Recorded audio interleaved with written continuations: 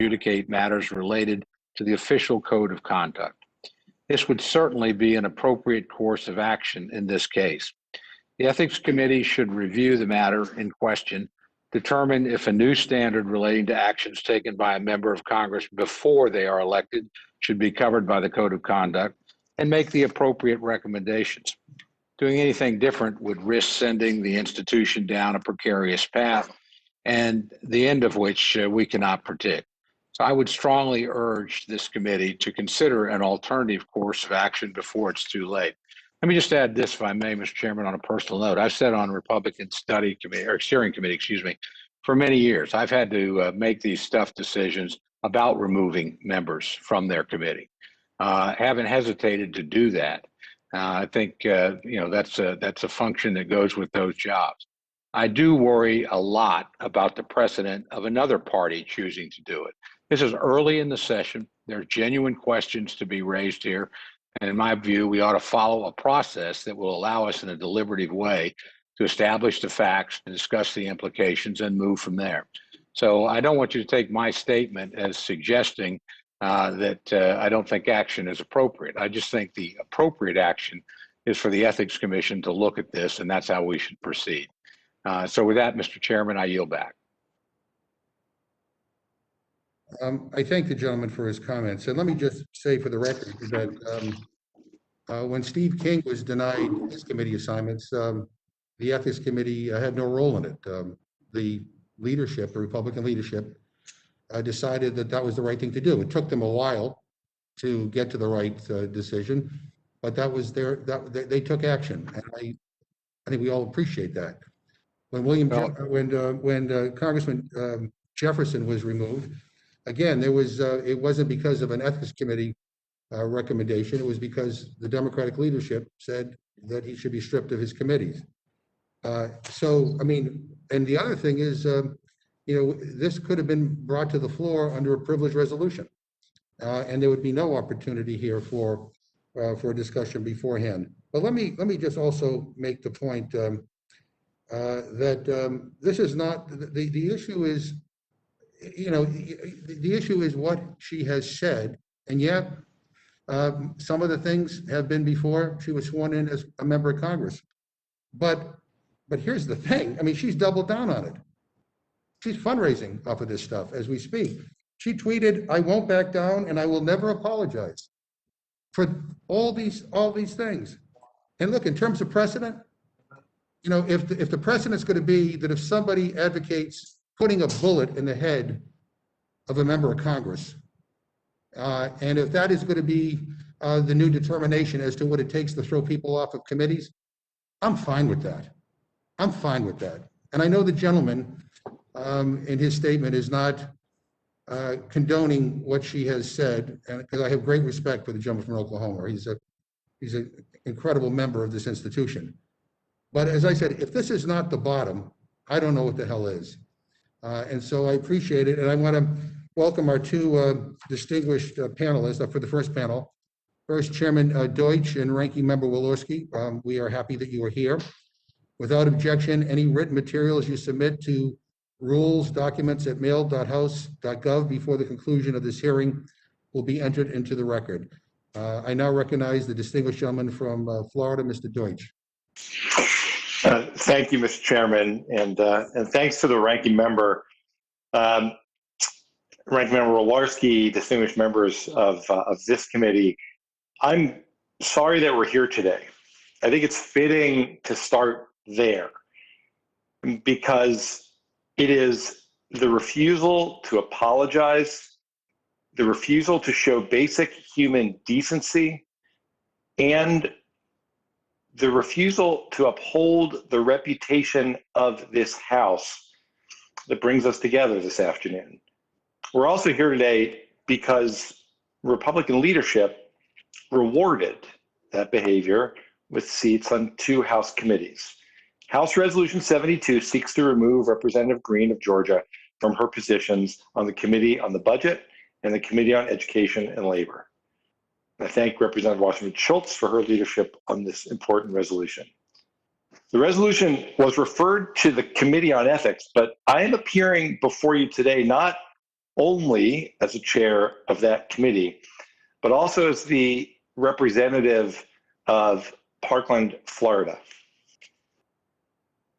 Prior to her election, Representative Greene engaged in a long pattern of threatening and dangerous conduct against the survivors of the shooting at Marjorie Stoneman Douglas High School almost 3 years ago to the day, February 14th, 2018.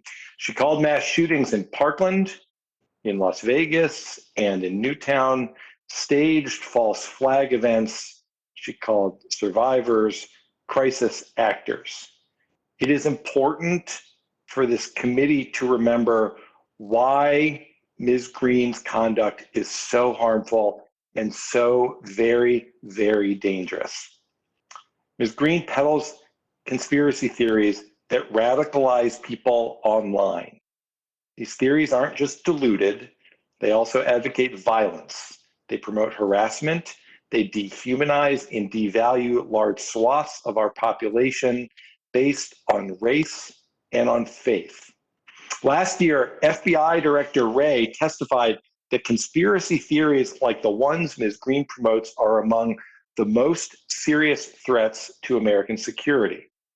Ms. Greene is now a member of Congress, one who has publicly spouted racist, anti-Semitic, Islamophobic garbage, has harassed survivors of mass shootings, denied their very occurrence. Now, I have cried with the families of Parkland, and I've grieved with them. And in my wallet, I still, to this day, carry a sheet of paper with the names of their loved ones so that they're never forgotten in Congress. So, and Mr. Chairman, as we have this conversation, you're right, you've met families. We've all met the families. I just want to be clear, I'm here today in part because Alyssa Alladef and Scott Beagle and Martin Duque and Nick Dorette and Aaron Feiss and Jamie Guttenberg and Chris Hickson and Luke Hoyer and Carl Lochran and Gina Montalto and Joaquin Oliver and Elena Petty and Meadow Pollack and Helena Ramsey and Alex Schachter and Carmen Chentrup and Peter Wang cannot be. The families are still grieving, as are the communities of Sandy Hook and Las Vegas, and too many more to name. There are not words in the English language to properly describe how the remarks of Ms. Greene makes these communities feel. They are still suffering. They will suffer forever, and this makes it so much worse. Ms. Greene has not accepted responsibility for her actions, spreading these dangerous lies. If anything, she seems to be emboldened and has promised that she'll never apologize. She's not apologized for amplifying a call for that summary execution of the Speaker of the House. When promoting a rally in Washington, D.C., she called for a takeover of the Capitol with violence if necessary. She said that Congress is nothing and they should fear us. They should be cowering in fear. She told her followers to flood the Capitol, flood all of the government buildings, go inside. These are public buildings. We own them. Now look at where we are 1 month removed from a deadly insurrection. What have Republican leaders said in response to these comments as Ms. Greene joined their ranks? Not enough. Finally, this week, the Senate leader, Leader McConnell, decried Ms. Greene's what he referred to as loony lies and conspiracy theories.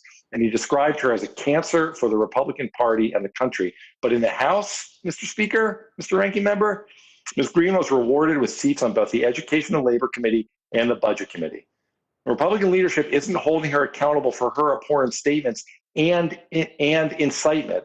They're sending a signal that they will tolerate this conduct. That's why we're here today, because Minority Leader McCarthy refuses to do the right thing and remove Ms. Greene from these committee assignments that give her a platform. House Resolution 72 is an unfortunate,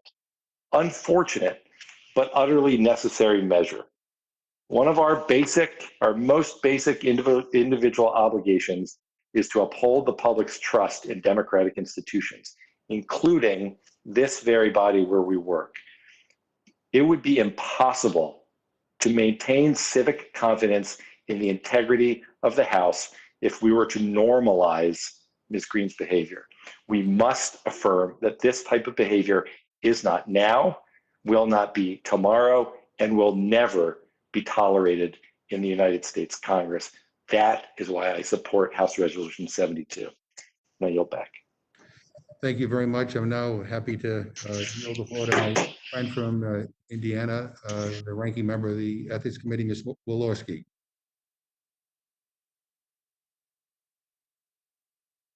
Thank you, Mr. Chairman. Thank you, Chairman McGovern, Ranking Member Cole, and members of the Rules Committee. I appear before the committee today as the ranking member of the House Ethics Committee, a position I was appointed to just 2 weeks ago. In fact, this is the first time Chairman Deutsch and I have even seen each other, even virtually, since my appointment. This is my second term serving on the Ethics Committee, and I was looking forward to working with Chairman Deutsch in a collegial and bipartisan manner. But here we are, managing a contentious, politically driven resolution that was assigned to our committee and will now be on the House floor without proper consideration by the Ethics Committee. What are we doing, Mr. Chairman, Chairman Deutsch? First, let me say that many Republicans have denounced statements made by Representative Greene before she became a member of Congress, and I do the same as I appear in front of you today. Republican House leadership said months ago that Representative Greene's comments are appalling, and he had no tolerance for them, neither do I, and I have a statement on the record as well. I associate myself with my leadership statements, and I know many of my colleagues have and do as well. I am not here to defend Representative Greene. I'm here to defend the process of the House, and within this House, the integrity of the Ethics Committee and the functions of the majority and minority parties. The Committee on Ethics is unique. The committee rules, in fact, recognize the importance of the unique way this committee functions. I would like to read directly from the committee rule book. From the foreword on page 1.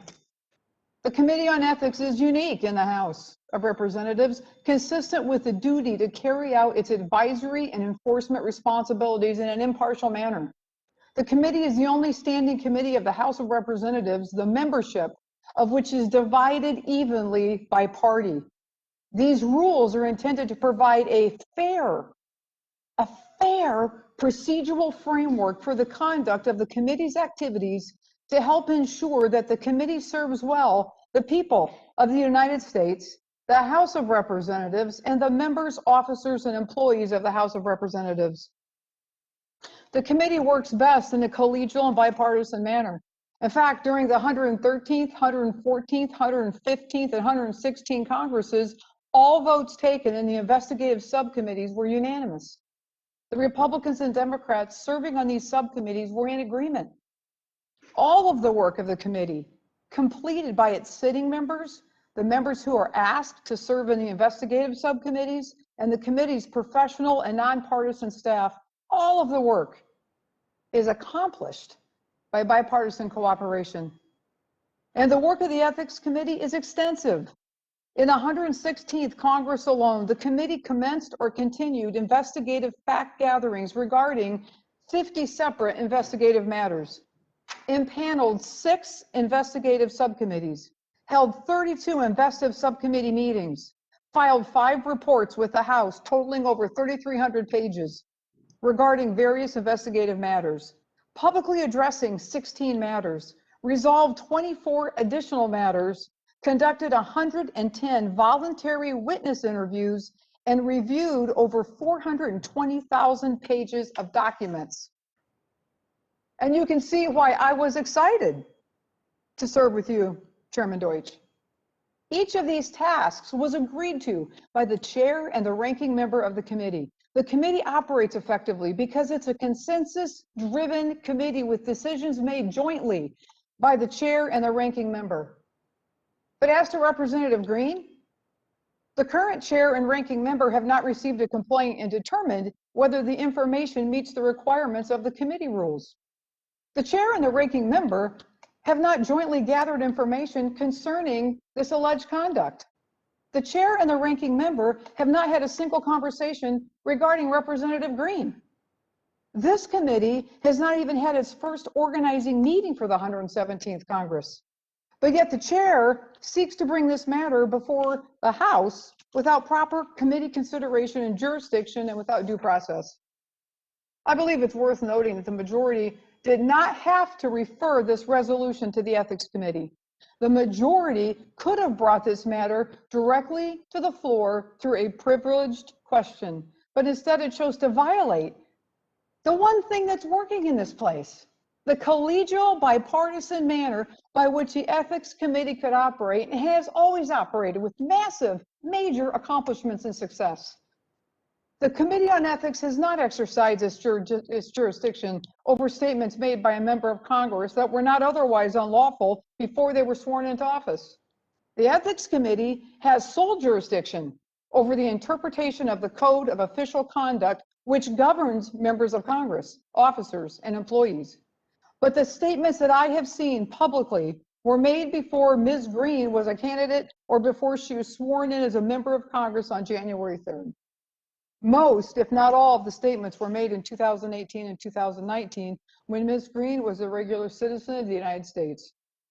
The timing of the statements does not make them right, but the timing of the statements does put them outside the Ethics Committee's jurisdiction. The nonpartisan professional staff of the committee has provided, and the chair is aware that I intended to share this opinion today, that, quote, a review of public committee reports will indicate that the committee has not asserted jurisdiction over matters occurring prior to service in Congress where the conduct was unrelated to a campaign for the House and/or occurred prior to an individual's candidacy for the House. And also, quote, committee staff is not aware of any instance in which the committee has disciplined a member for or initiated an investigation into conduct that occurred prior to a member's qualification as a candidate for election to the House or was unrelated to the member's successful campaign to the House. Nor is committee staff aware of any instance in which the committee has disciplined a member or initiated an investigation solely into statements that a member made prior to swearing in that are not otherwise unlawful. If the Ethics Committee is to review its jurisdiction over statements made by members of Congress on both sides of the aisle before they're sworn in, then the matter could come before the committee in a way that complies with committee rules and preserves the bipartisan collegiality intended. It should not come to the Ethics Committee in this unprecedented manner. It's not the function of the majority party to make this determination unilaterally.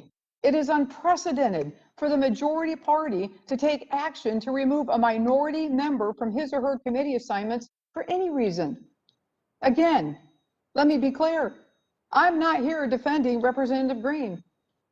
I'm here to defend a process with phenomenal members on both sides, led by incredible chairmen, has worked for decades in this institution. And if there was ever a time to pull this country together and to handle something and model something that works, here we are. I'm here to defend these processes. The functions of the majority and minority parties. House Resolution 72 is unprecedented. I agree with Ranking Member Cole's statement that history has shown respect for the right of each side of the aisle to assign their own members to the committees they chose and to hold their members accountable for their behavior. Thank you, Mr. Chairman. Thank you for your time today. I yield back. I thank the gentlewoman for her testimony. And let me again say for the record that it has not been the practice, nor is it expected, nor is it in the rules that to remove somebody from a committee should be going through the Ethics Committee. I mean, Steve King, who the Republicans belatedly removed because of his statements on embracing white supremacist ideas, did not go through the Ethics Committee. So I recommended the Ethics Committee. I gave you another example of Congressman Jefferson. That was his removal from the committee was not as a result of the Ethics Committee. So we have that. That's the precedent, okay? We're here today because, to be honest with you, the Republican leadership hasn't dealt with this. And it's unclear whether they're able to deal with it based on internal political strife. But let me ask Mr. Deutsch and Ms. Walensky a question here. Is the ethics committee constituted? I mean, do we have all the Democratic members and the Republican members? Do we even have an ethics committee ready to go? No, Mr. Chairman, first of all, the answer to that is no. We don't have a full complement of members because the Republican members have not all been named, so we've not yet been constituted. It's hard to argue. I just want to, if I could, since a lot of this was addressed to me, Mr. Chairman, I'd just like to clarify a few things. It's hard to argue that the committee doesn't have jurisdiction, but this should nevertheless go before the committee. But we can talk, and I want to clear a few things up, but then I want to talk just for a second about really the heart of the matter.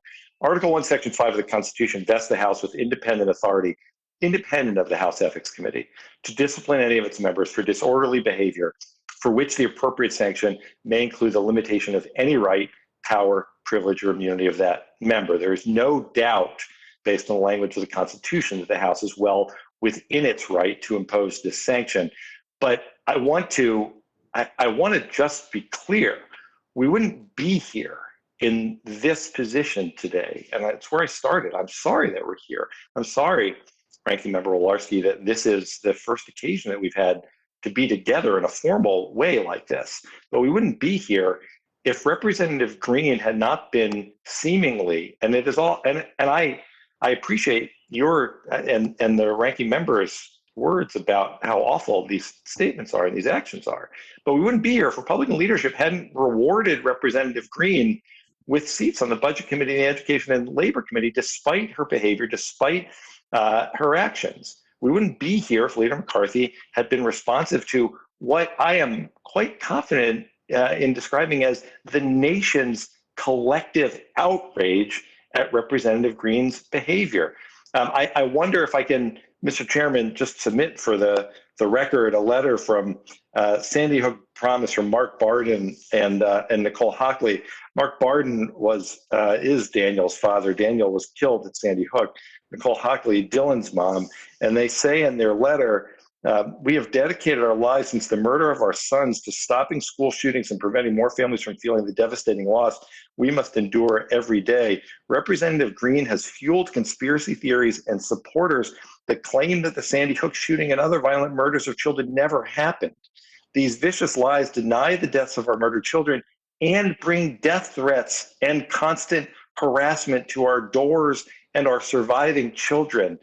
Mr. Chairman, this is not, we can't hide behind process arguments which on the merits aren't accurate anyway. This is about language and action that attacks the memory of those who have been killed by gun violence. It is anti-Semitic, it is racist, it is Islamophobic. And to say that we should just simply spend time thinking about whether everything that we know that's been said is offensive enough to warrant action it's not a creditable approach to this whole issue. Let me just say one last thing on this, because you talked about at the Ethics Committee, the role of the Ethics Committee, Mr. Chairman, and I take this as seriously as any member of the House, and I know that Ranking Member Walensky does as well. The role of the Ethics Committee is to uphold the integrity of the House. When this new member, after this whole litany of words and actions and threats, was rewarded with membership on these two committees, that has done damage to the integrity of the House. The Constitution gives us the right to take this action. It is appropriate for us to take this action, and sadly, it is necessary for us to take this action because no other action to respond to this has been taken by the leadership. Ms. Walensky, you wanted to respond. Yeah, go ahead. Yeah, you have to unmute. Unmute. Okay. Thank you, Mr. Chairman. I just wanted to finish up the response to you.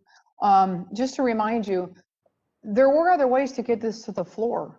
It's the majority that decided to assign this to ethics, then bypass the committee and bring it to the floor. You guys could have brought it as a privileged question. You could have brought it right to the floor. I'm not arguing I'm not sitting here arguing about the merits of the case and what you're seeking to do. I just simply want to say about an institution that's been working, because you guys chose this way, assigning it to the ethics committee and then bypassing it and bringing it right down, we're going to destroy what kind of integrity the chairman's been talking about, and even member to member trust politically. This could be a power grab perceived by American people. I think it's a power grab, consolidation of power. That's why I'm concerned, because you chose to do it this way. You had other options. But, and I have nothing but the highest respect for my friend from Indiana, who we work together on a lot of issues. But I have to tell you, I'm a little baffled by your argument just now, because what you're basically saying is that, yeah, we could have gone a different way and had less of a process. If we had gone the route of the privilege resolution, you would not have this opportunity to present your points of view like you're doing right now. So I'm a little bit baffled by that. You had asked earlier, what are we doing today, and what we're doing and why we're here today. We're here today because of what the gentlewoman from Georgia has said, what she has posted. I mean, it is clear. It's on her social media. I mean, Holocaust deniers, that she has given them oxygen. I mean, it's really beyond the pale. The gentleman from Florida talked about the outrageous claims regarding the shootings in Parkland and in Sandy Hook. But let me remind you again of her statements endorsing violence, the assassination of our colleagues. And so, look, we're doing our job here because part of what we're doing here is we're upholding the integrity and the decency of this institution. And, you had asked, this is a political process. I'm trying to figure that out because, the gentleman from Oklahoma said he condemns the statements. You said that you don't want to be affiliated with those statements. I've said it, Mr. Deutsch has said it, you're going to hear others say it. So we're all, at least here, in agreement that this is beyond the pale. So I don't understand, the only reason why we're here is because my friends have decided not to do anything. And I guess you could say, well, let's check it, let's put it in the ethics committee, which it hasn't been constituted yet, which Republicans haven't appointed their members yet. We can kick the can down the road, and maybe in a few weeks or maybe a few months, everybody will forget about it. But here's the thing, and I'll end with this, and I'll yield to Mr. Cole. But, what I worry about is, what does it say if we do nothing? What does it say if we just, put our hands up in the air and say, well, this is just, outrageous statements, and we should move on to do something else. I'll tell you, what an awful message to send to this country during this very difficult time.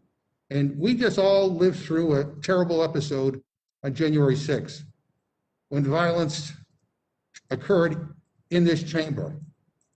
And to have people in our midst advocating for violence, advocating for assassinations, and to not respond to that. And I think what we're doing here, quite frankly, is the minimum we should be doing. I personally think she should resign. I don't think she's fit to serve in this institution, but this is the minimum. Like I said at the end of my opening statement, I would like to think we could have a bipartisan vote on this, because I think if we did, boy, that talk about bringing the country together, that would send a message. Anyway, I appreciate both of the witnesses here. I'm happy to now yield to my good friend from Oklahoma, Mr. Cole. Thank you very much, Mr. Chairman. Just some housekeeping business first, if I may. I asked unanimous consent to submit for the record a statement from Mr. Biggs of Arizona in support of Mr. Babin's amendment to H Resolution 72. Without objection. Thank you very much, Mr. Chairman. Just a quick couple of points. And let me ask you, Ms. Walorski, and then certainly would ask you as well, Mr. Chairman. But when this was referred to the Ethics Committee, did you expect the Ethics Committee would actually take it up? Never. And why is that? My understanding of being a member of the Ethics Committee is this is outside of our jurisdiction. And I guess when somebody says we're going to refer this to the Ethics Committee, then it's kind of like, okay, well, we have to have a complaint. We have to go through the process that I just went through here. We have an investigation. The chairman and I talk about it and, make a decision as the chairman and the regular member. None of that had happened.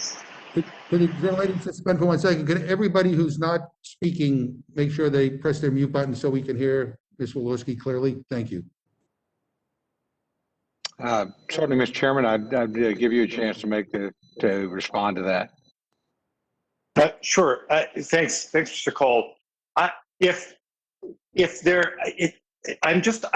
really at a loss, because if the argument is that this never would come before the Ethics Committee, and yet at the same time the argument is that this should have gone to the Ethics Committee, then you're creating this loop, which means only one thing: that there would never be accountability.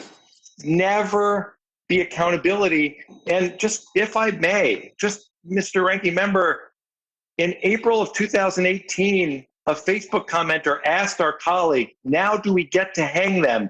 Meaning H&O, referring to Barack Obama and Hillary Clinton, to which she responded, stage is being set, players are being put in place, we must be patient, this must be done perfectly or liberal judges will let them off.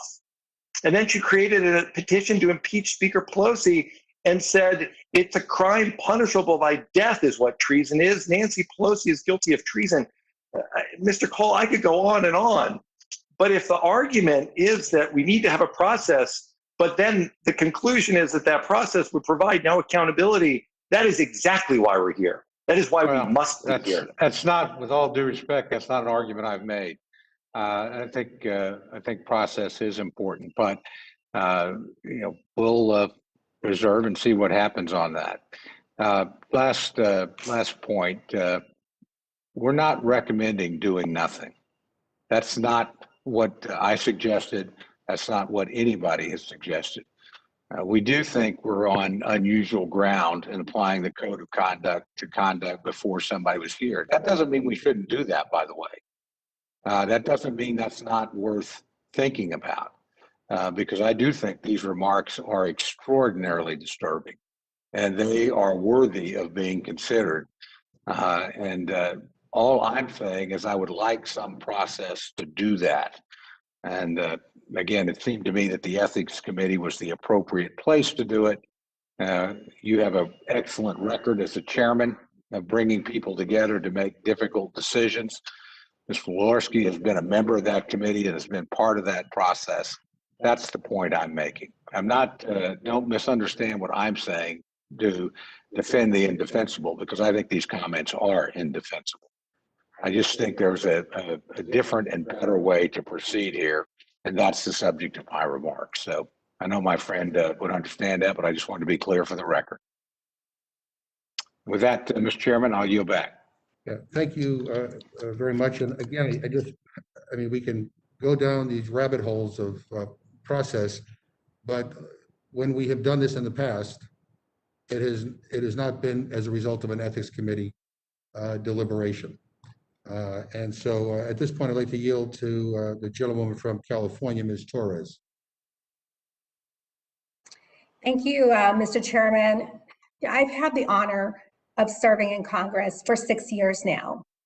In that time, I have developed wonderful friendships with Democrats and Republicans.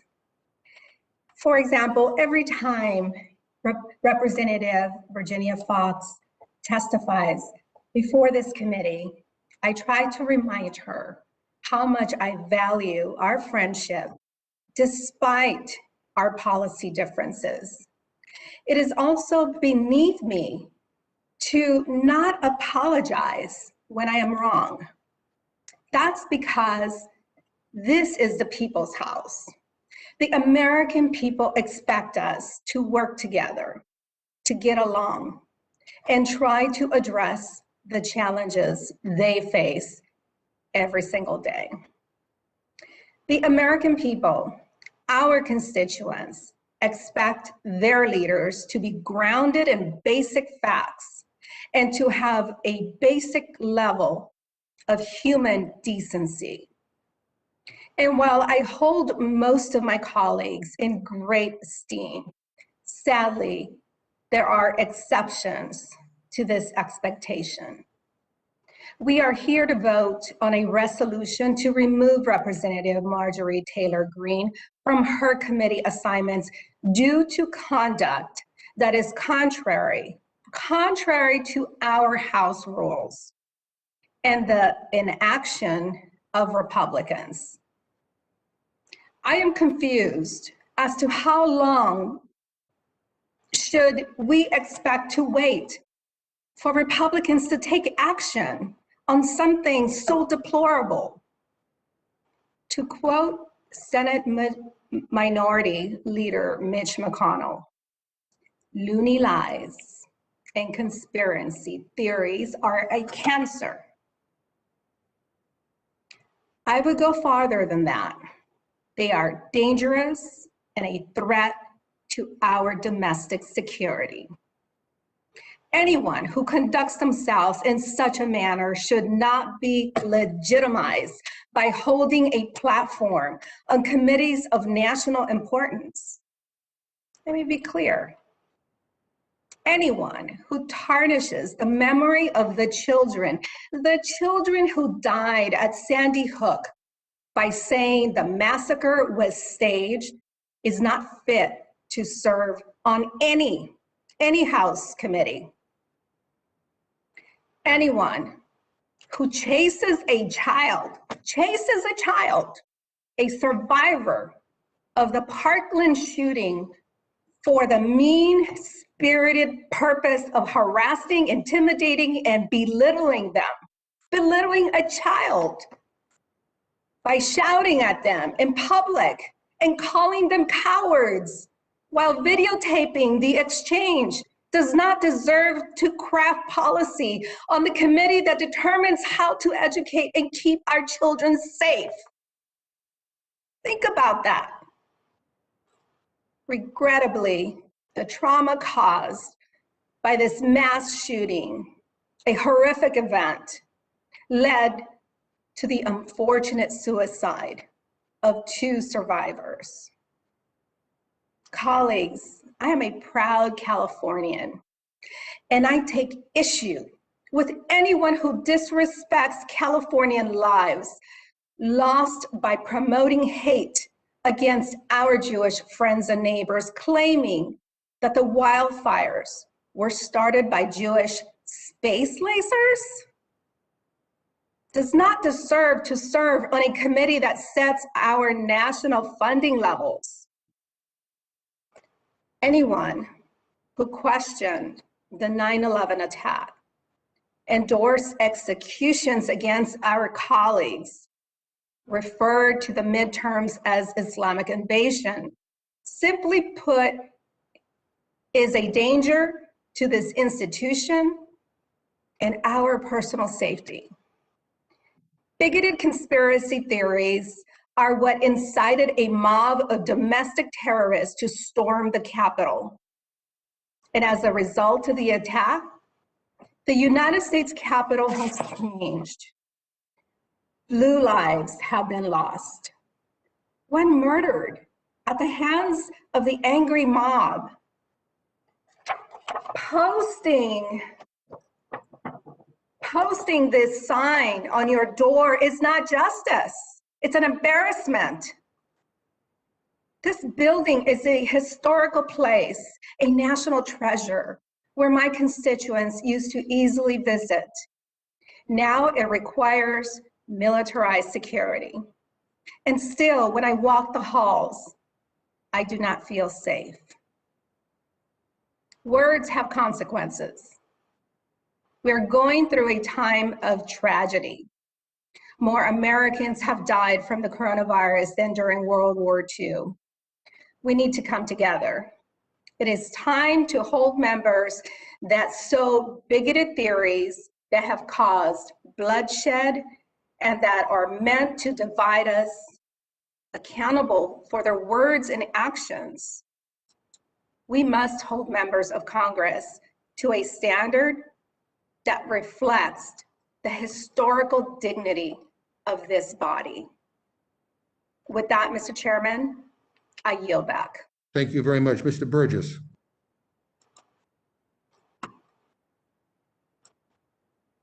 Thank you, Mr. Chairman. And just associate myself with the remarks of our ranking member, Mr. Cole, the sage of Oklahoma. I think he said things quite well and quite succinctly. I will say for the record, I don't support the comments that are attributed to our colleague from Georgia. Indeed, in full disclosure, I supported and worked for someone else in that primary.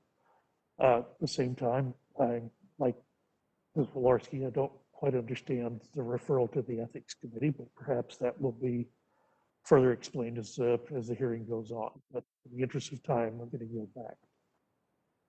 Thank you very much. I'm going to go to Mr. Raskin right now. Mr. Chairman, could I pass for the moment and come back to me? I'm just completing one other thing. Is Mr. Perlmutter? No, okay, let me go to Mr. Rushenthaler. Thank you, Mr. Chairman. I appreciate it. I'd like to echo the sentiment of Ranking Member Cole. I would like to just draw attention to the fact that we do need to look at the precedent setting for a statute of limitation. To my knowledge, when we've done this in the past, it's been for comments that have been made while the member was in office. I just think I'm not advocating one way or the other. I'm just saying that the question needs to be asked, are we going to adopt the statute of limitations? And if we are, how far back that statute of limitation it goes back? Additionally, that would lead to the question of when does the Ethics Committee have jurisdiction? So for example, if comments are made in that statute of limitations period, whenever it is, when that person is a candidate, do they then get vetted by the Ethics Committee? These are just questions I am posing because if we are going to go down this route, the precedent is set, which would require a statute of limitation. With that, I yield back. Thank you. I thank the gentleman very much. I just want to again point out that the gentlewoman from Georgia has doubled down on her comments. She's been quite, as a member of Congress, and you can check her Twitter account out to validate that. I'm now yielding to Ms. Scanlon. Thank you, Mr. Chairman. You know, listening to our witnesses and the members of this committee, all I can think about is what a terribly sad day this is for our country and for Congress. But we don't have a choice but to deal with this. Historically, the parties have policed themselves. Even as recently as a couple years ago, our Republican colleagues removed a member from committees after he made a series of false and despicable statements. But that was the old GOP. Now, when a member of the House Republican caucus advocates for insurrection, violence against elected officials and children, or promotes fringe conspiracy theories, apparently the Republican Party embraces that member and assigns her to committees where her unhinged beliefs can do the most harm. For apparently the party of limited government and fiscal responsibility, free markets, and peace through strength has become the party of conspiracy theories and QAnon. And that's not my assessment. That's a direct quote from Republican Senator John Thune of South Dakota. A Republican Party that endorses the violence and conspiracy theories espoused by the representative from Georgia is not our parents' Republican Party. It's not Ronald Reagan's GOP or the Bush's GOP. And if today's House Republican caucus wants to embrace this behavior, the majority does not. We cannot, because as the bill before us states, this member's behavior does not reflect credibly upon the House. Representative Greene's extensive, detailed, and public history of making dangerous and downright outrageous comments cannot go unaddressed. My colleagues on the other side of the aisle know this. And by refusing to hold a member of their own party accountable, they force us to take the unprecedented but necessary action to stop the spread of conspiracy theories, lies, and hate in Congress. You know, Representative Greene apparently stands for the Republican Party that likes to own the libs on Twitter and fire up the base with misinformation and outright lies, particularly the big lie promoted by the ex-president that his loss of the presidential election was tied to fraud, a blatantly untrue allegation that, when repeated often enough and loudly enough, incited the violent attack on a joint session of Congress in this building 1 month ago today. But that's how we got here to where we are today. Years of angry, vengeful, alt-right pundits sowing racism, anti-Semitism, Islamophobia, and lies about America. So now they've infected the grand old party, and now Republican leadership is doing nothing to separate themselves or their constituents from these conspiracy theories that thrive amidst the hatred. No matter how much our colleagues today say that they disapprove of the representative's conduct, they must realize she's now the face of their party. The woman who supported the armed insurrection of the Capitol, which has taken the lives of 6 people, including 3 police officers, has more influence on her party than our colleagues here do today. Think about this. If Marjorie Taylor Greene was in any other job, she could not avoid serious disciplinary action. With her history of advocating for violence against her colleagues, challenging police officers, and refusing to abide by law enforcement rules put in place for the security of everyone who works in this building, and advocating for lies which undermine the job we're all entrusted to do here for the American people. So this conduct would not be tolerated in any other workplace in America, and the Capitol should be no different. This isn't canceling the voice of the representative from Georgia. It's about accountability. As one of our colleagues has mentioned, there is no right to committee assignments. But if a member conducts themselves in so disgraceful a way that she brings discredit upon Congress and her own party is incapable of addressing the problem, then the House as a whole has to do it. And with that, I yield back. Thank you very much, Ms. Fishbach.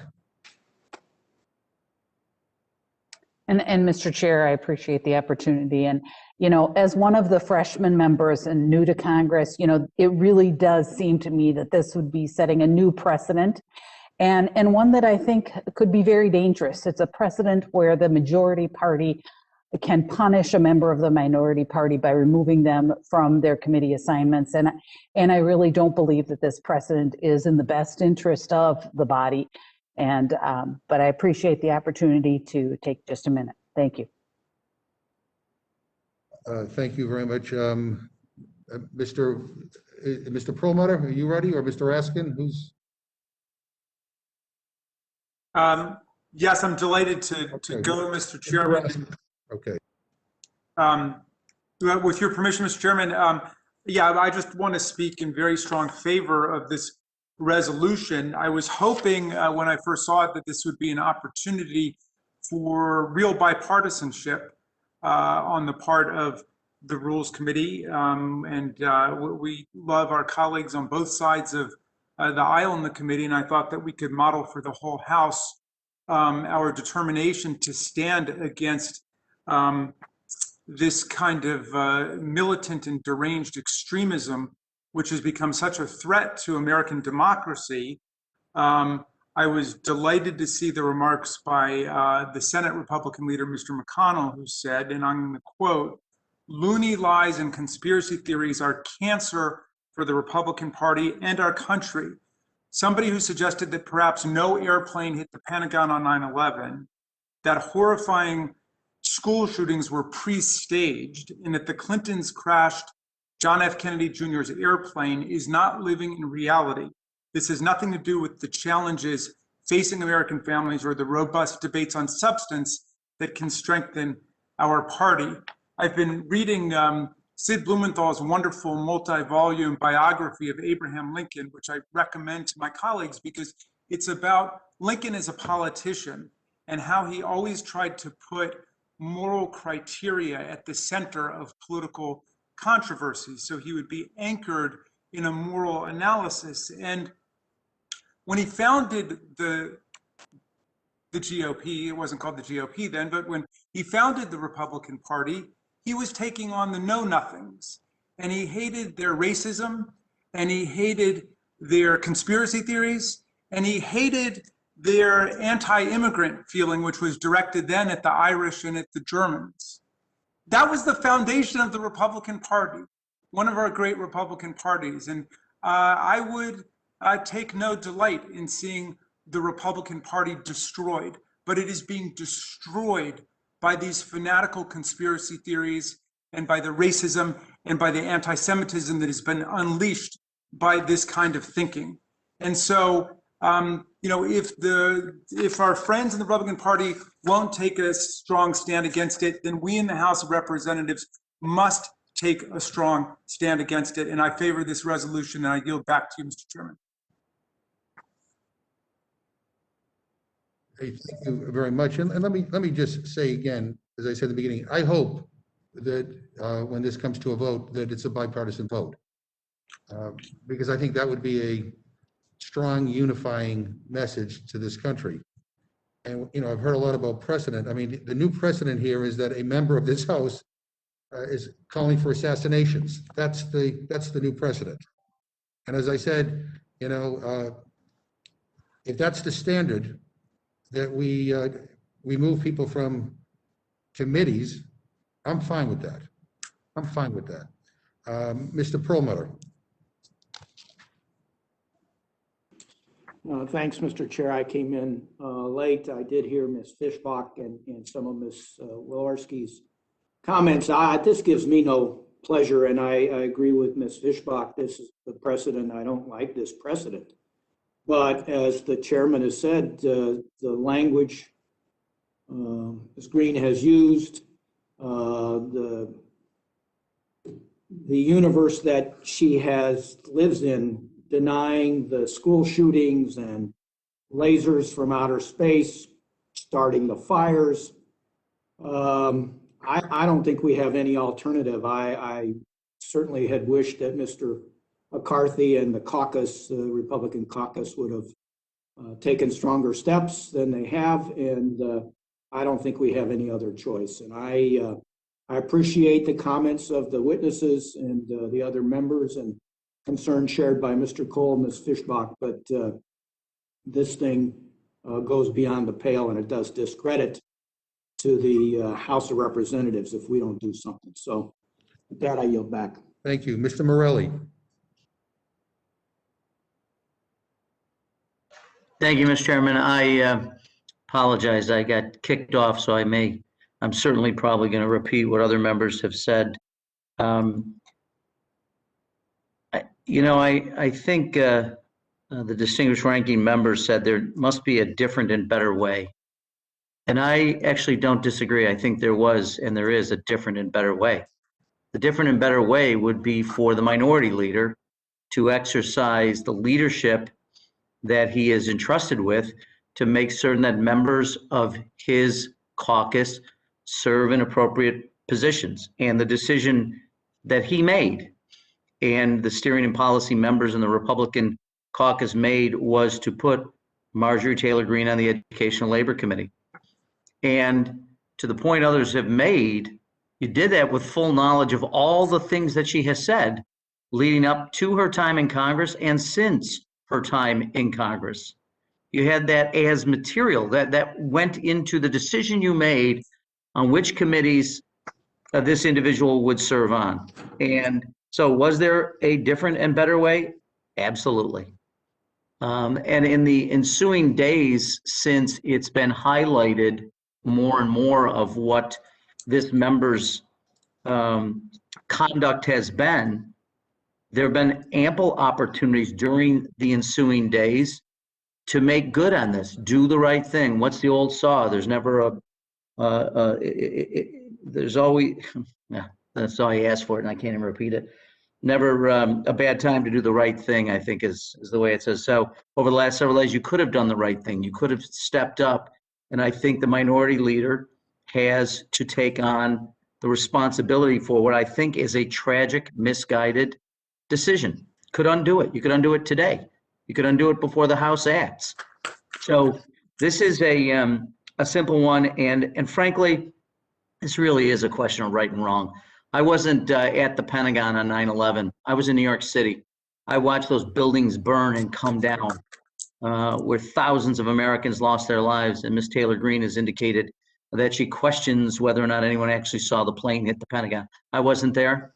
I'll assume that the thousands of witnesses and people in the building speak for it. But, you know, as others have said, you could continue to talk about this. The other thing that I find striking about this is it would be one thing if, having said or done some of these things in the past, the member demonstrated some remorse. That, and I understand from press reports, there have been numerous attempts by colleagues, probably on both sides, but certainly on the Republican side, to have her come out and say publicly, I apologize. They were intemperate remarks, they were ill-informed, whatever it is you want to say. But she has not only doubled down, triple down, quadruple down, she has boasted of raising $1.6 million off of her comments in the last several days, as though this is some kind of joke or this is some kind of way to raise campaign funds. I mean, how cynical have we gotten? How just completely lacking in any morals would someone suggest that all of their comments to date should not only not be apologized for, but should be used as an effort to raise campaign dollars? I find it hard to imagine. Yes, these are unprecedented actions we may be taking. These are certainly unprecedented times, and she is certainly an unprecedented type of member. And in fact, I think has said publicly in tweets that if we do this, the Republican majority in 2 years will use this extensively to hurt Democratic members. I'm paraphrasing, but essentially that's it. And apparently now she speaks for the entire Republican caucus, not just for herself, but she's now going to say what they will do to us. I find this all incredibly, incredibly disturbing. And I am someone, I came out of an institution and now I am part of another institution that values very much its history, its precedents, that values decorum, that values people having respect for one another, even when they disagree. But there's no room for that with this member, as far as I can tell. And to continue to double down, to continue to suggest that not only does she not regret her comments, but every indication that going forward, she continues to, and I'm sure probably will, use the same type of language, continue to engage in conspiracy theories. And I must say, probably the person that sold me most on voting yes today is probably Mitch McConnell.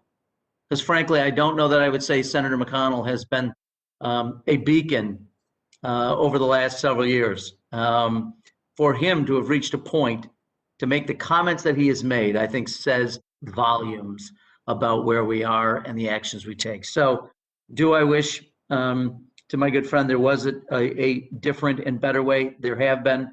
You chose not to take advantage of them.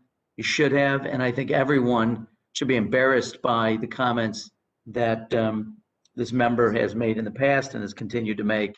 And so with that, Mr. Chair, I'll yield back and I will Thank you. strongly support this rule and I will strongly support the resolution on the Thank floor. you. Mr. DeSaulnier.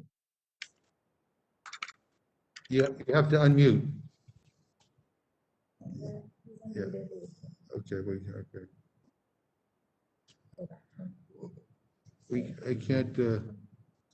We can't hear you for some reason.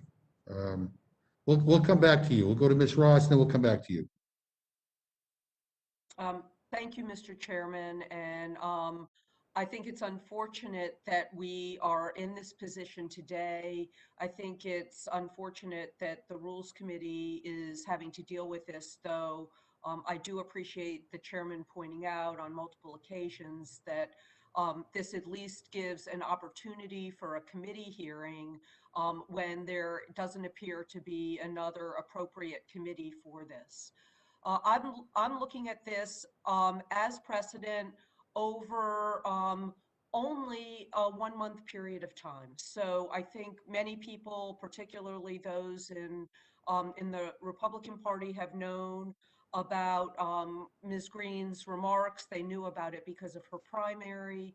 But the question is, as a member, what has she done since she's come here in light of those remarks and in light of the insurrection that we had, and how has the Republican conference responded to that? And we all know, and these are just facts, that committee appointments were made much later by the Republican conference, and that's one reason why this committee has had so much action over the last couple of weeks.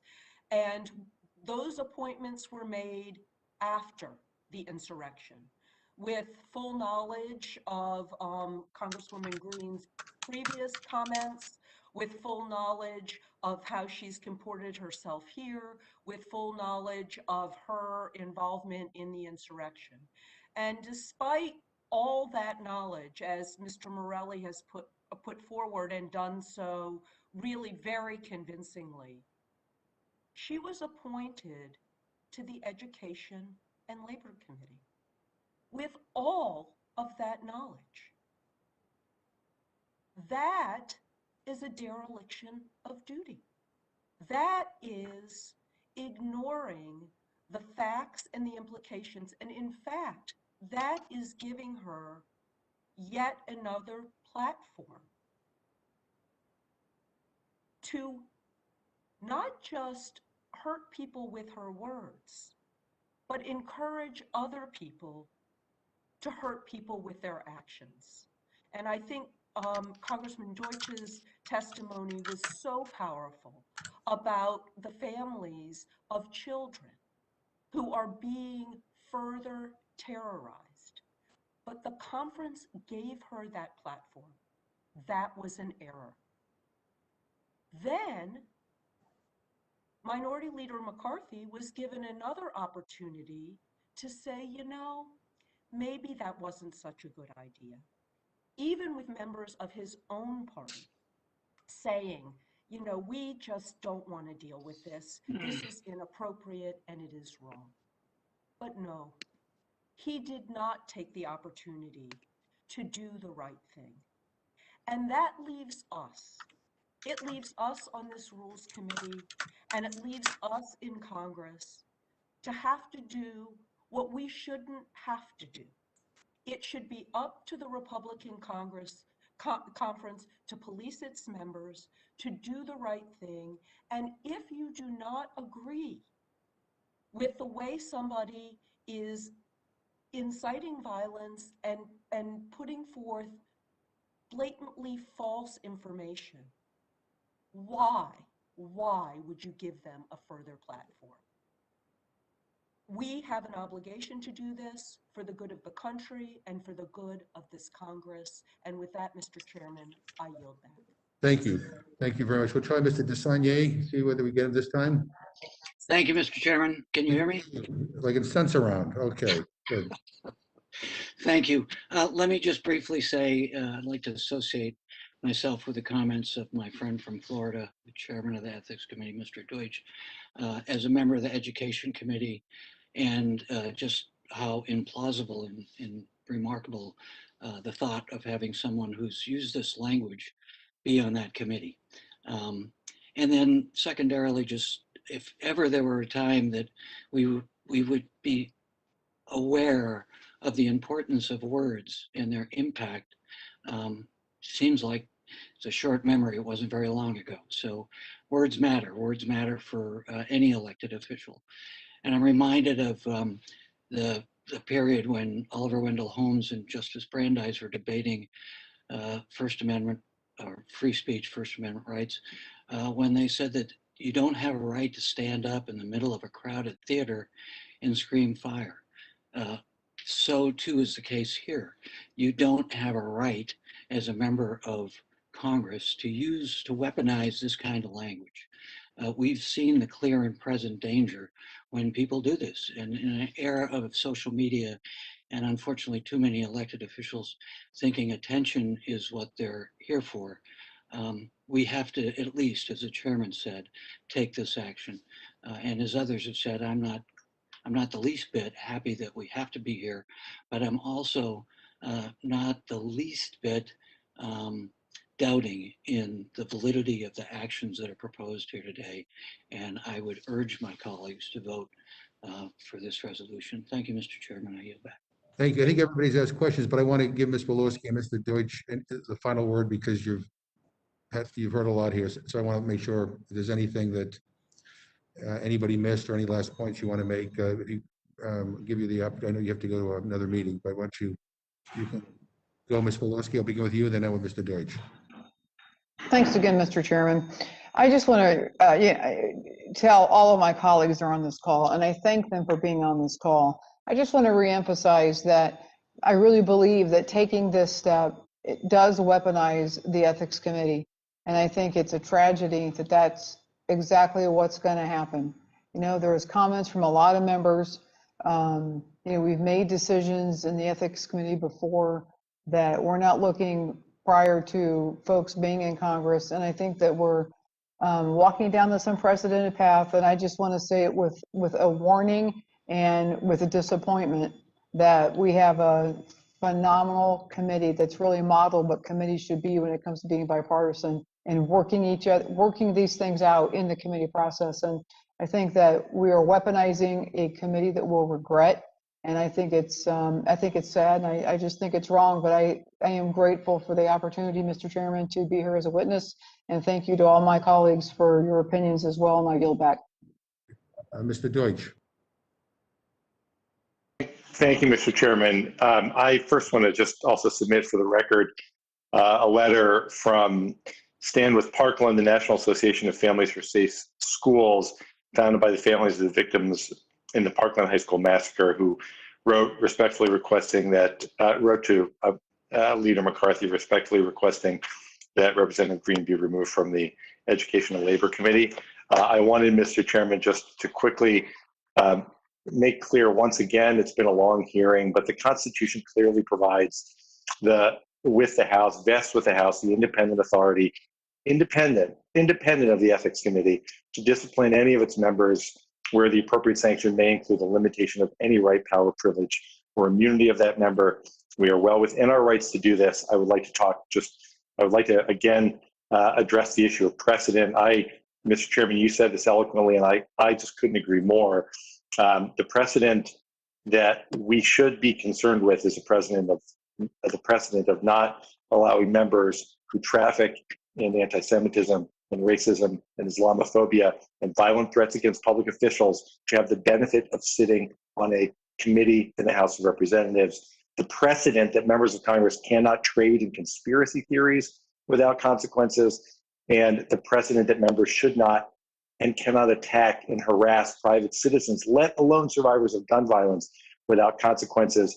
Mr. Chairman, we've not had a chance to talk about, but I would just refer back to just last Congress when the House passed almost unanimously a resolution that condemned QAnon and the conspiracy theories that it promotes. That resolution conveyed the sense of the House of Representatives, of which we are all a part, that conspiracy theories like those promoted by QAnon encourage the rejection of objective reality, deepen our nation's political polarization, and undermine trust in America's democratic institutions.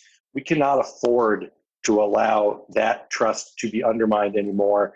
I say this, we talk about our colleagues. I do view the Ranking Member Walorski as a friend. I am sorry that this is the first opportunity that we have to work together in this capacity. And I mean this not as an attack against her, but merely as a defense of the people that I represent and so many around the country, when I tell you that I know for a fact, with absolute certitude, that when we use a word like tragedy to talk about the decision to simply make sure that there is accountability here, that for the families in Parkland and the families in Sandy Hook and the families in Las Vegas who know that this is a person who has questioned whether these mass shootings even existed, they know what tragedy is. They've experienced tragedy. They live it every single day.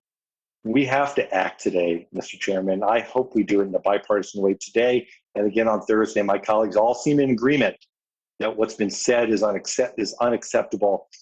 So then we need to take this action because it is the only opportunity that we have to do so. I really appreciate the opportunity to be with you. And I thank the committee for being so thoughtful and deliberative throughout this entire process. Well, I thank you both for being here.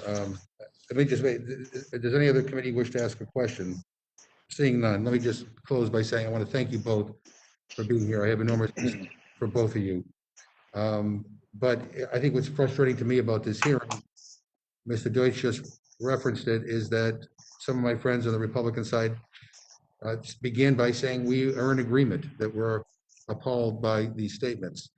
And then it's followed by a but the process, well, first of all, as we've said over and over and over again, the history of removing people from committees doesn't go by way of the Ethics Committee, number one. Number two, we're not weaponizing the Ethics Committee. The Ethics Committee is not even constituted. The Republicans haven't even put their members on the Ethics Committee. But I would just say this. I really hope that the leadership on the Republican side gives members the freedom to vote their conscience on this. Because this is not about process. This is about who we are. This is about this institution. This is about decency. I mean, we are dealing with somebody who has said things that go beyond the pale. I mean, talking about assassinating members of Congress, among other things. So this is a whole different place we're in. And to be just very candid here, this is not a surprise. Leader McCarthy has been told that this would be coming unless he acted. It's February 3rd. We've waited long enough. And I think we are proceeding in a way that, quite frankly, affords more of a process than if this were brought to the floor under a privileged resolution. So again, we all regret we are in this moment. But, here we are. And I think the question is, are we going to do anything or not? And I hope that in a bipartisan way, the answer is yes. So I thank you both, and you are now excused. I want to welcome our next witness, the gentlewoman from Florida, Representative Wasserman Schultz, who is the author of this legislation. I want to thank her for providing testimony today. Any written materials you submit to documents at mail.house.gov before the conclusion of this hearing will, without objection, be entered into the record. I now recognize the gentlewoman from Florida, Ms. Wasserman Schultz. Thank you, Chairman McGovern, Ranking Member Cole, and members of the Rules Committee. I truly wish I was not sitting here today to present my resolution to remove Congresswoman Marjorie Taylor Greene from her committee assignments. But I've listened to all of the testimony and the members' comments throughout the breadth of this hearing. And I have enough experience as a legislator to know that when you don't have a leg to stand on, you argue process. I'll note for the record that there isn't any member on this committee on the other side of the aisle that has argued that Marjorie Taylor Greene shouldn't be removed from her committees. You have not at all addressed the issue of whether we should remove her from her committee. You have only argued process. Unprecedented action by a member of Congress, which this certainly is, necessitates an unprecedented response. It doesn't have to be this way, as has been noted throughout this hearing. The minority leader has the opportunity to take action himself. In fact, the members of the Republican conference could have enough strength to urge your Steering and Policy Committee to take action, but you have not. In the face of a global pandemic and in the wake of a devastating attack on our capital and our democracy, we're facing another unprecedented and divisive moment which threatens this nation. And I want to look at the facts. I know they've been gone over, but I think it's important for us to review them clearly. Congresswoman Marjorie Taylor Greene has advocated for execution of leadership of this House, of a former president of the United States and other political adversaries. She's encouraged violence against law enforcement, an utterance no member can condone or continue to stand by. We paid tribute to a slain Capitol Police officer this morning, and just yesterday, 2 FBI agents were tragically murdered in the course of their duties in my own congressional district. Not satisfied with engaging in sedition, she has a well-documented record of making repeated racist, anti-Semitic, and Islamophobic comments. She has spread baseless and cruel conspiracy theories, even claiming, as has been noted, that the horrific shootings at Sandy Hook Elementary and Marjorie Stoneman Douglas High School were staged.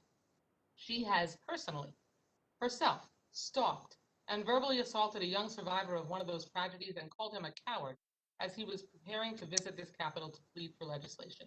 He was 18 years old at the time. Her bizarre claims include blaming the 2018 Camp Fire wildfire in California on a Jewish space laser and dabbling in 9/11 trutherism.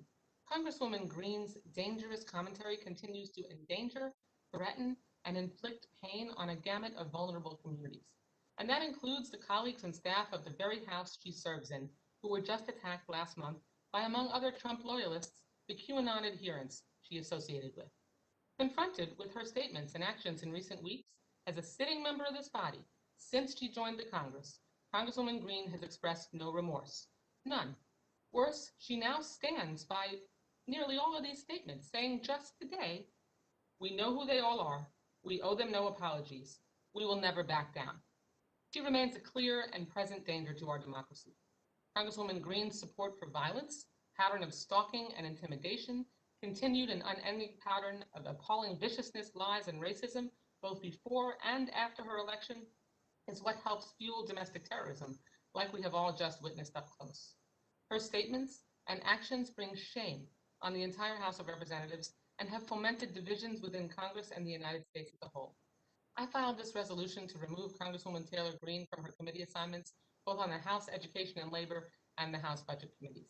This has become necessary because the House of Representatives is a collegial body, one in which we succeed when we can work together to solve problems, even when we disagree. This is not about whether we find Marjorie Taylor Greene's speech offensive. The point here is that she has promoted and advocated violence. She has herself stalked and intimidated those with whom she disagrees. In short, she is harmful to others and harmful to the House of Representatives in our ability to function normally. We need our elected leaders to rise to the immense challenges we face as a nation at a time when we must solve them with facts, ethical behavior, and respect. Lies, bigotry, and conspiracy theories cannot be sanctioned, instead of peddled in these hallowed halls. Based on her actions and statements and her belligerent refusal to disavow them, she should not be permitted to participate in the important work of House committees. Reducing the future harm and disgrace she can cause in Congress and to the people of this nation by denying her a seat at committee tables where fact-based policies will be debated and crafted is both a suitable punishment and a necessary and proper restraint of her influence. The minority party should protect our ability to do the people's work and to take a stand against what we all agree is harmful and brings shame on the House. But if they refuse, the House as a whole must step in. Facts, evidence, and moral, thoughtful arguments will lead to the valuable truths that make this nation stronger. Lies, hate-filled conspiracy theories, and disinformation like those that Congresswoman Greene propagates will always breed disorder. Marjorie Taylor Greene chose her destructive path. She chose to deliberately lie and to foment violence. And once elected, she chose to stand by those words and actions, and today, she doubled down. Now that she's made those choices, the House must choose to limit the harm she can cause going forward in this body. We can take an important step toward restoring integrity and truth in this House by removing Congresswoman Marjorie Taylor Greene from her committee assignments.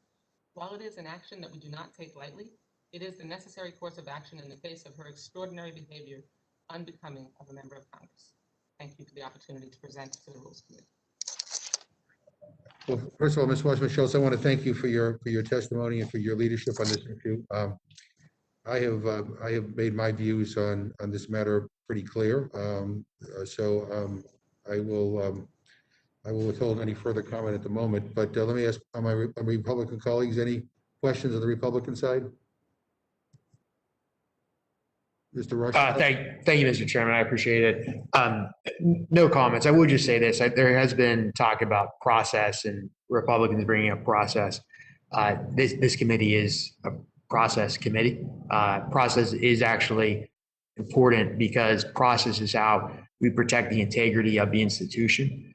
I've already brought up a statute of limitations issue, which frankly needs to be addressed if we go down that route. Again, I'm not saying one way or the other how we proceed, but if we do proceed, we do need to address the statute of limitations argument. jurisdiction issues with ethics committee, whether or not there's issues with incoming candidates. And further, we also have to keep in mind that this will set an issue where the majority is telling the minority who sits on committees. You can argue if that is precedential or not, but there will come a time where the gavel will change. So process is important because it protects the sanctity of the institution and stabilizes the institution as we change from party to party. With that said, I'll yield back.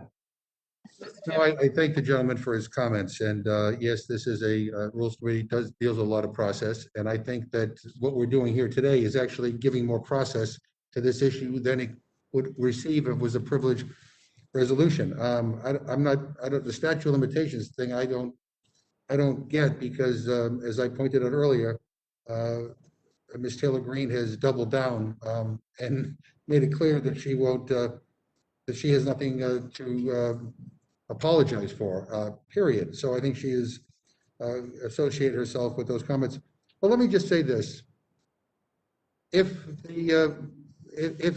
there's a change in who's in charge here, I hope there's not, but if there is, and if there's a member of this body, Democrat or Republican, who advocates for the assassination of other members, you know what? I'll vote to expel, I will vote to get that person off of committees. As I said before, I personally believe that the gentleman from Georgia should resign or be expelled from this place. But at a minimum, she ought not to be on the committees. And so if that's the standard that we're setting here, if that's the precedent, that if people are calling for the assassination of other members of this body, and if that's a disqualifier for serving a committee, I'm all for it. I'm fine with it. And I can live with that. And I think it's the, and it's the, and boy, that's the, that shouldn't even be controversial. I mean, does anybody on the Democratic side have any questions? I think I want to thank Ms. Wasserman-Schultz for her testimony, and I will see her on the House floor tomorrow. Thank you. Thank you, members. I now want to welcome our next panel, Representative Brian Babin of Texas. I want to thank you for submitting your testimony, providing testimony today. Any written materials you submit to the rules, documents at mail.house.gov before the conclusion of this hearing will, without objection, be entered into the record. I now recognize the gentleman from Texas, Mr. Babin. Thank you, Mr. Chairman. I appreciate it very much, this opportunity. Yep. Let me begin by telling the people watching at home a little bit about this Rules Committee and what's going on here today. House Republicans have 211 members, 48.5% of the 435 seats in this August body. But on this committee, which decides what bills will come to the floor and what amendments will come up for a vote, we have only 4 members to the majority's 9. So the outcome of my amendment has already been decided and was never in doubt. It seems to be a show trial, plain and simple. It's also an open secret that this committee works at the direction of the Speaker of the House. That's an important distinction. She is not just the Speaker of the Democratic Caucus.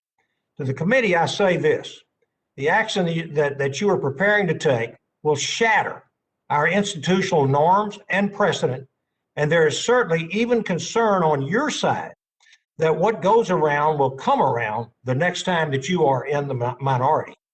I think the best thing any of you could do is to make a motion to adjourn this hearing right now and to get back to something that actually matters. But that won't happen, I'm aware.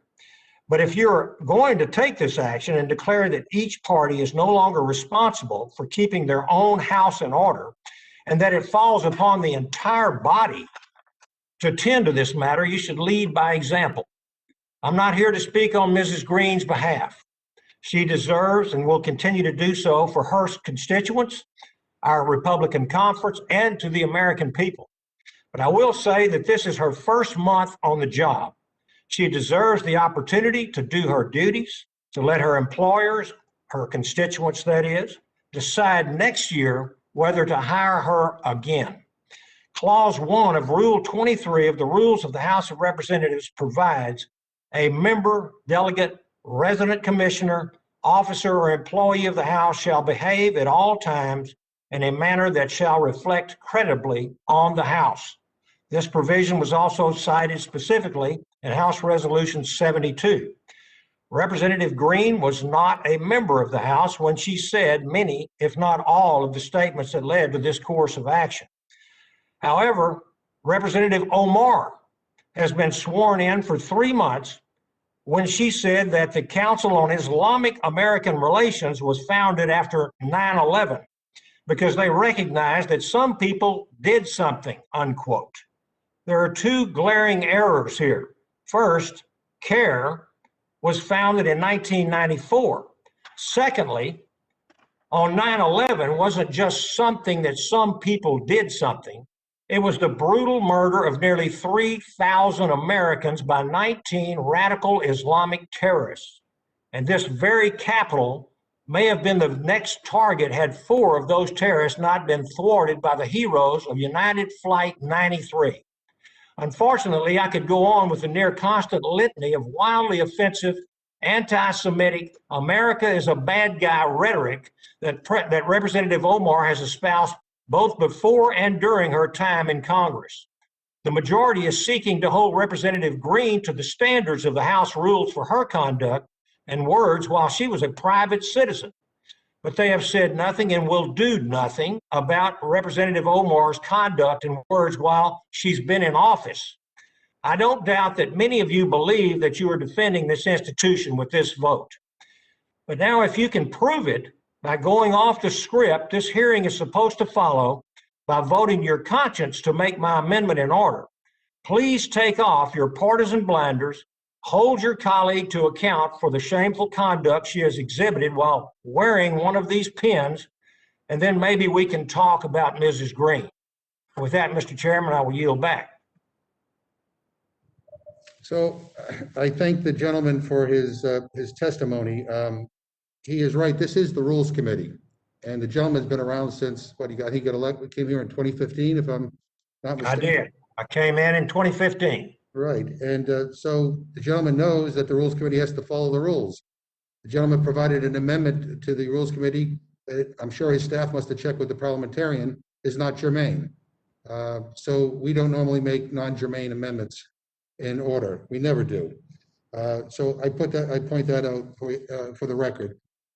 Secondly, I don't really know the gentleman, but I would just say it is clear that we don't share the same values, and it is really amazing to me that you would come before this committee and present what you just presented, and not at all be bothered by a single thing that Ms. Taylor Greene has said, including advocating for the assassination of members of this Congress. But you are always welcome here, even though I strongly disagree with what you were saying here. Let me ask on the Republican side, is there any questions of Mr. Babin? Thank you. Thank you, Mr. Chairman. I appreciate it. I would just like to thank my colleague, the good doctor from Texas, for coming to the committee and to see if he would have anything to add. Thank you very much, Guy. Appreciate you. Mr. Chairman, I would say that we probably do share our values. However, you can't wear blinders and see one side of the table and not see the other side, because that is not the only quote that Mrs. Omar has made in her time and her tenure in Congress. I've got a list here that I could go down. There are 11 quotes, 11 instances where she has made anti-Semitic tropes, and I don't recall ever seeing the Rules Committee institute a proceeding against her. We haven't even seen anything said against her by the Speaker of the House. She has retracted partially some of these, but others she has doubled down on. And I could read these if you will indulge me. Mr. Rushenthaler has the time. If he wants to indulge you, he can. I would just ask my colleague from Texas if we could just move on, if you don't mind, and we cannot go through I understand the point you're trying to make, but for the just sake of moving this along, I'd ask you to refrain if that is okay with you. That's fine with me. Absolutely. Thank you, Dr. Babin. Okay, you're welcome. Thank you. Anybody on the Democratic side have a question? Mr. Chairman, Ms. Torres. Perhaps you can explain or define what germane means, just to make sure that the general public who has been spoken to by our witness truly understand what we're talking about here. So let me read from the rule. Germaneness, no motion or proposition on a subject different from that under consideration shall be admitted under color of amendment. I mean, that is the title. So this is not germane to the underlying bill. And again, the parliamentarian would have, I'm sure if you check with the parliamentarian would have told you that. But anyway, Ms. Torres, any other questions? Thank you, Mr. Chairman. I just want to make sure that all of our members are fully informed of what all these terms are that are being thrown out. And I yield back. Mr. Chair, if I might. Perlmutter. Yep.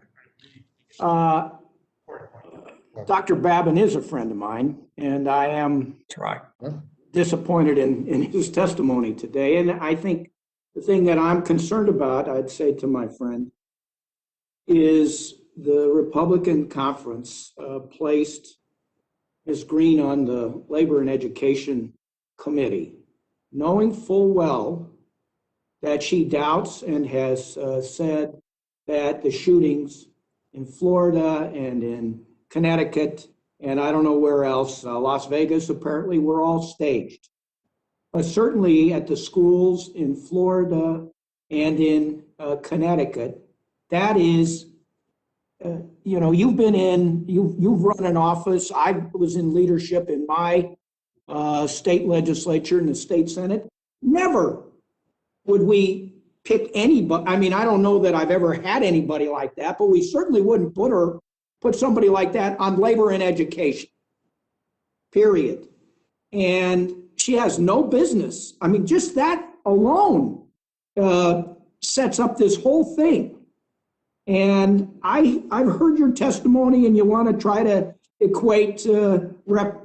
Omar with what's going on here. But this started by the selection of Ms. Greene, who questions these shootings that we all know happened, to put her on labor and education. That is the whole point here, to my friend. And I don't, if you want to respond to that, feel free. But that's what's got me so upset, period.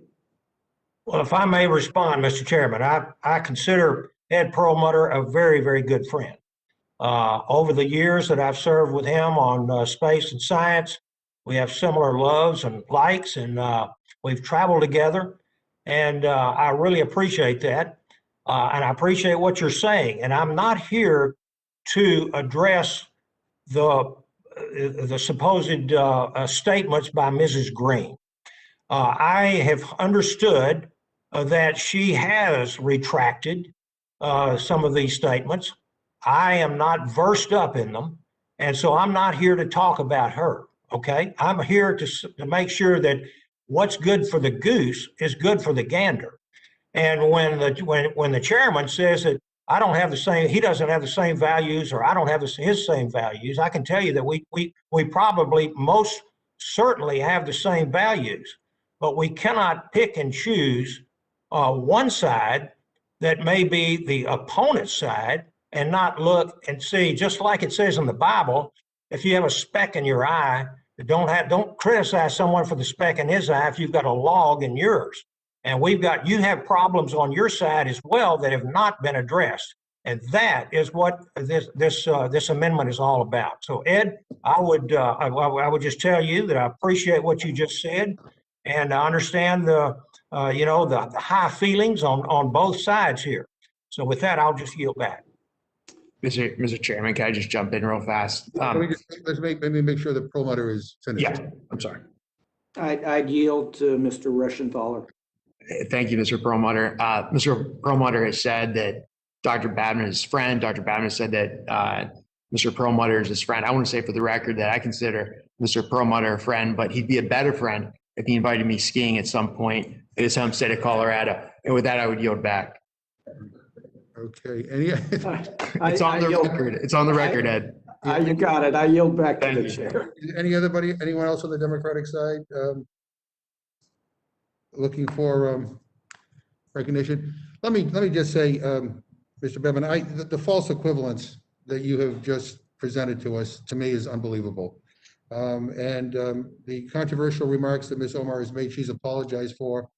And she's actually engaged Jewish leaders in her community and around the country. You know, and you're not here picking, you are here picking and choosing, because what your amendment would do is exonerate Ms. Greene.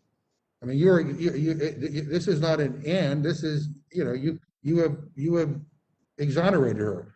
And the deal. I'm not here to talk about her, Mr. Chairman. Well, this is what this hearing is about. I don't know if you got the notice, but that's what this hearing is about. And the bottom line is that, you know, you have come with a resolution that essentially exonerates her. And so I look at, I mean, whatever. Appreciate your being here. I don't have anything else I want to add. Does anyone anyone else have a question?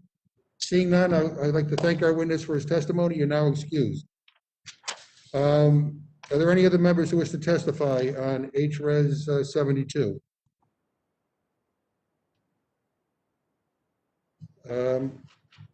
Seeing none, this closes the hearing on HRES 72. At this time, I'll entertain a motion from the gentlewoman from California, Mrs. Torres. Mr. Chairman, I move the committee grant HRES 72, removing a certain member from certain standing committees of the House of Representatives, a closed rule. The rule provides 1 hour of debate, equally divided and controlled by the chair and ranking minority member of the Committee on Ethics. The rule waives all points of order against consideration of the resolution. The rule provides that the resolution shall be considered as read. I yield back. Thank you. You've heard the motion from the gentleman from California. Is there any amendment or discussion?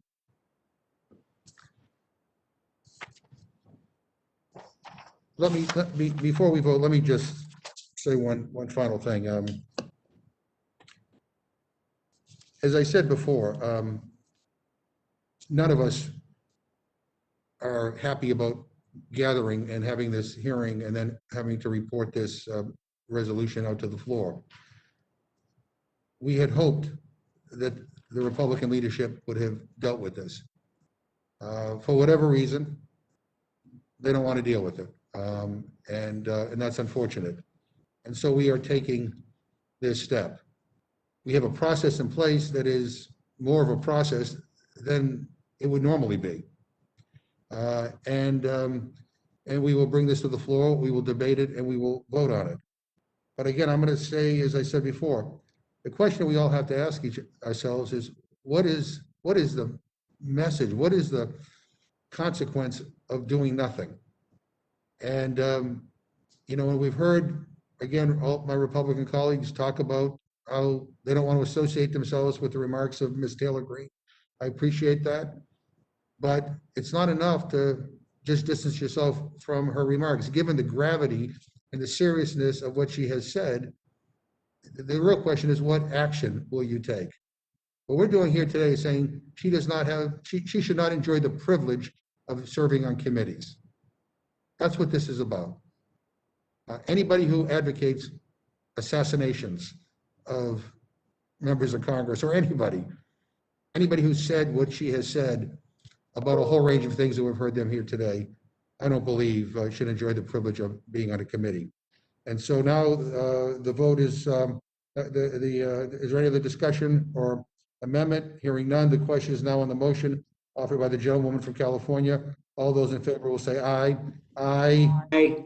Opposed, no. No. In the opinion of the chair, the ayes have it, and the motion is agreed to.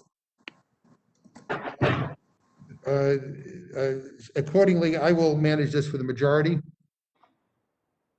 Mr. Rushdall, who? Yes, Mr. Chairman, it's going to be Mr. Cole managing for us. And Mr. Cole will manage it for the minority. I thank everybody for being here today. And without objection, the committee is adjourned.